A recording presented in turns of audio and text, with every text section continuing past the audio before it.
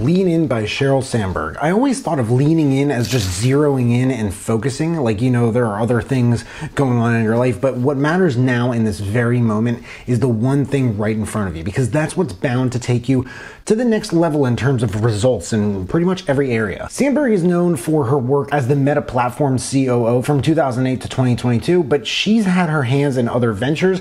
She's worked for Google, and I didn't know this, but the US Secretary of Treasury under Bill Clinton as well. Since then, she's founded leanin.org, started in 2013, dedicated to offering women the ongoing inspiration and support to help them achieve their goals. What in all of this and the rest of her life is this book about? It seems to be heralded by entrepreneurs in the worldwide community of like female leadership, so let's talk about this. And just a little overview of what you'll see in the description. There are affiliate links, and if you buy anything through those links, like maybe this book, then I get commission, which helps me build this channel and keep making these videos.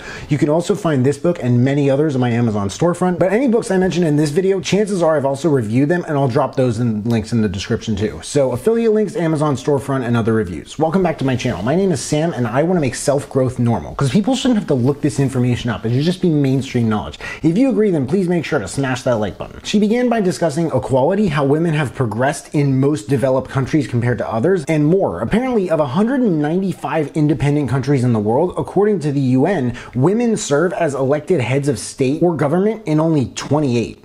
The book makes the case for leaning in and being ambitious in any pursuit. Not all women want careers, and not all women want children, and not all women want both. But she did say that time is long overdue for women to dream the impossible dream and for more men to support women in the workforce and at home. Chapter 1 is the leadership ambition gap. I like that she said that she was raised to believe that girls can do anything boys can do, and that all career paths are open to her. If you look at a male-dominated field like tech, goodness, I think it would make sense to say the women who get ahead probably believed something like this growing up. If not, they developed a similar mindset, right? There's a lot of damned if I do speak in the first chapter as well. Men are continually applauded for being powerful and successful, but women who display these same traits often pay a penalty. Female accomplishments come at a cost. I don't know. Extremely successful people are judged extremely. I mean, look at any of the Kardashian sisters or Taylor Swift, and then look at Drake or Kanye West. Look at most politicians. She did acknowledge that there are biological differences between men and women, and some studies on work-life balance. Chapter 2 is sit at the table. The many things she talks about make this book so different from just some memoir. It really is not just some memoir. I don't know who says it's a memoir, but whoever says it's a memoir, it's not a memoir. Like, it really has a series of points to make that do not paint a whole story or account of them for someone's life, and I think it was still good enough for this not to be a problem or anything. For me, though, there's this elephant in the room. A few months ago, I reviewed 2 books. Early Direction 2 here, which is, if you like the book, check these out for sure. And these 2 books are The Confidence Code by Claire Shipman and Katty Kay, and How Women Rise by Marshall Goldsmith and Sally Helgeson. They were about a lot of things. What I learned from them, according to their authors' studies, is that a lack of professional success in women tends to correlate very, very strongly with a lack of personal confidence. For men, it's a lot of different things, and women too, for sure, but the biggest one for women, it sounds like by far it was a lack of personal confidence. And I got so much confirmation of that throughout this book. Chapter 3 is Success and Likability. Both books, if I'm not mistaken, actually included interviews in the research with Sheryl Sandberg, and part of this book just further reinforces the points in the others. The main idea in this chapter was that the world seems to associate success and likability as a good thing in men, but a bad thing in women. And honestly though, you could say, like, you know, I could come up with exceptions, but the fact that you even consider them to be exceptions, it indicates that there's a rule. Even if you deny it outright, there's a correlation there. There is. Chapter 4 is It's a Jungle Gym, Not a Ladder. I freaking love the concept of this chapter. Okay, getting to the top of this corporate ladder everyone talks about, it is actually partially a myth because it's not really a ladder. It's a jungle gym. And the main thing they have in common is obviously that there's a top. But the reason that they're different is that there are so many different ways to reach the top. The chapter gave so many different examples of this, from her to a woman she hired for Facebook to her dad, and she even said that she's seen too many women and men miss out on great opportunities just because they were so focused on career growth. They didn't see that other way around that they could have taken to get to where they wanted to go. Chapter 5 is Are You My Mentor? Are you my mentor? I don't know. She totally went in this chapter on sponsors and mentors, and it really doesn't seem like it's something she believes women interested in career growth should be that focused on. It's like a lot of things in life. It's natural when you really find a mentor. When it happens, it happens. But if you want to get ahead, when they see you do something that they like and they want to see it grow, you'll know. It's not that mentorship isn't important, but initiative that'll take you to that next level. Chapter 6 is Seek and Speak Your Truth. This was an interesting one. The simple lesson I got from it was that sometimes you need to not pretend that your personal life doesn't affect your professional life, and that it's not necessarily a bad thing every here and there to open up and talk to someone, the right person, of course, about what's going on. Chapter 7 is Don't Leave Before You Leave. Everything was covered here regarding leaving your job to become a mom. Everything. Child care expenses, by the way, they sound like a total nightmare. The cost for 2 children, an infant and a 4-year-old, to go to a daycare center is higher than the annual median rent payment in every state in the country. To me, that was the most alarming statistic. Was that a statistic? In the whole book. But the thing that's even scarier is that this book came out 11 years ago. I think something else that makes this so tricky is that pregnancy, it affects any woman differently from the next. And she talks about how men are often treated versus women when a couple becomes pregnant, in a work environment, and how women tend to leave their jobs just to take care of the child full time, kind of as a result of this. Chapter 8 is Make Your Partner Your Real Partner. This one was a lot to unpack. My favorite part was toward the end where she gave what sounded like some solid gold find yourself a man advice.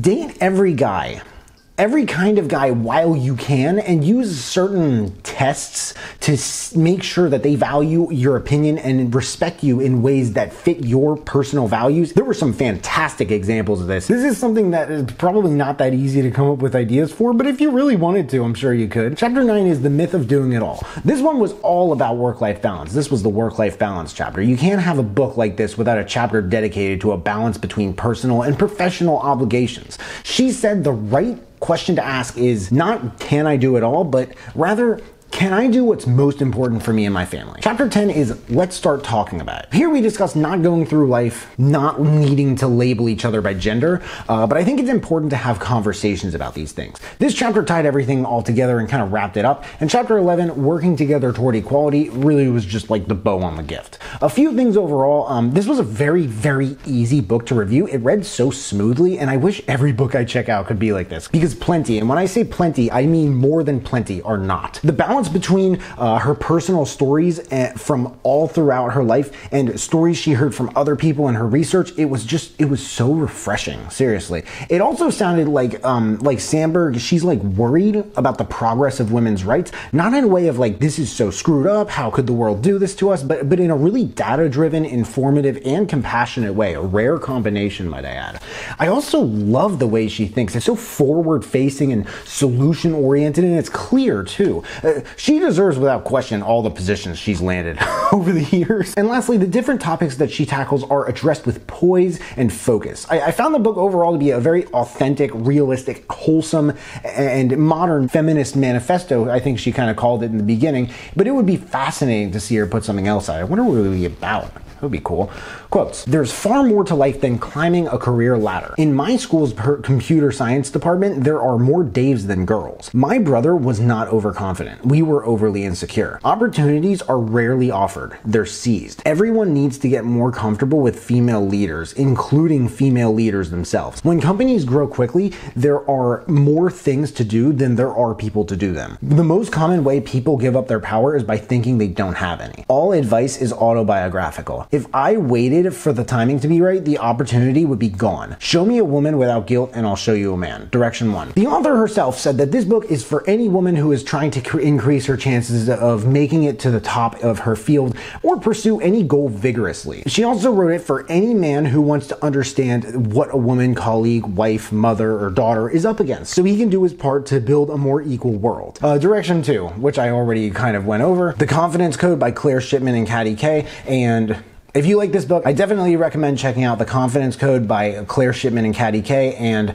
How Women Rise by Marshall Goldsmith and Sally Helgeson. Lean In by Sheryl Sandberg. There's a link in the description if you guys want to check it out and read the reviews. That and all the other books that I mentioned in this video, if you want to check those out too. If there are any other books that you want me to check out and review, please let me know in the comments below. Also, let me know if you checked out this book and you liked it. But hey, make sure to smash that like button, subscribe if you haven't already, because I don't get why people watch this far into my videos and they don't subscribe. I don't. But if you have subscribed and you want to turn it up just a notch and turn on that notification bell to get a notification whenever I drop new videos, that would mean the world to me. Thank you so much for watching. I really appreciate it. You can find me everywhere, and I'll see you then.